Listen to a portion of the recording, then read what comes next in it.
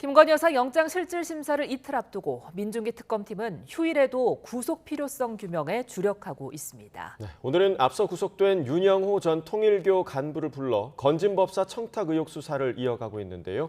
취재기자 연결해서 자세히 알아보겠습니다. 임혜진 기자. 네, 서울 광화문에 있는 김건희 특검 사무실 앞입니다. 예, 특검이 휴일은 오늘도 소환 조사를 진행하고 있죠? 네, 김건희 특검팀은 오후 2시부터 구속 상태인 윤영호 전 통일교 세계본부장을 불러 조사하고 있습니다. 윤 씨는 특검이 지난 7일 청구한 김 여사 구속영장에 포함된 건진법사 청탁 의혹의 핵심 인물인데요. 그제 통일교 한학자 총재 비서실장 정모 씨를 피의자 신분으로 소환 조사한 특검은 이를 바탕으로 윤 씨에게 교단 차원의 청탁이 이루어졌는지 거듭 확인할 것으로 보입니다. 모레 영장실질심사에는 지난 6일 김 여사 소환 조사 신문을 맡았던 부장검사들이 입회하는 것으로 확인됐습니다. 앞서 윤석열 전 대통령 구속 전 피의자 신문에 박억수 특검보가 직접 참석했던 내란 특검과 달리 이번에는 특검보들은 참석하지 않는 것으로 파악됐습니다. 네, 그리고 이틀 후에 있을 김 여사 구속심사를 대비하고 있다고요? 네, 모레 열리는 김건희 여사 구속 전 피의자 신문을 앞두고 특검은 연일 구속 필요성을 소명하고 관련 혐의 규명에 주력하고 있습니다. 영장의 구속 사유 가운데 하나인 증거인멸 우려가 상당 부분을 차지했는데요.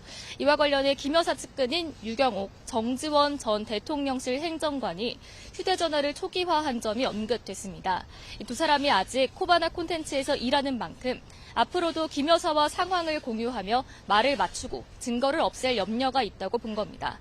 하지만 김 여사 측은 두 사람에게 휴대전화 초기화를 지시한 적이 없다며 관련성을 부인했습니다. 아울러 영장에는 포함되지 않았지만 나토 순방 관련 목걸이와 이우환 화백의 그림이 김 여사 오빠 장모 집에서 발견됐다는 점도 증거인멸 정황으로 거론될 것으로 보입니다. 다른 특검 상황도 전해주시죠. 네, 내란 특검은 내일 오전 국민의힘 조경태 의원을 참고인으로 소환합니다. 조 의원은 지난해 국회 비상계엄 해제 요구 결의안 표결에 참여한 국민의힘 의원 18명 가운데 한 명입니다. 특검은 앞서 김민기 국회 사무총장과 우원식 국회의장, 당시 국민의힘 소속으로 표결에 참여한 더불어민주당 김상욱 의원을 잇따라 조사하며 계엄 당일 국회 상황을 재구성하고 있습니다. 특검은 또 내일 오후에는 서울 동부구치소에 수감된 김용현 전 국방부 장관을 방문 조사할 예정입니다. 이런 가운데 지난 2주간 법원 휴정기로 멈췄던 윤석열 전 대통령의 내란 혐의 형사재판도 내일부터 다시 시작됩니다.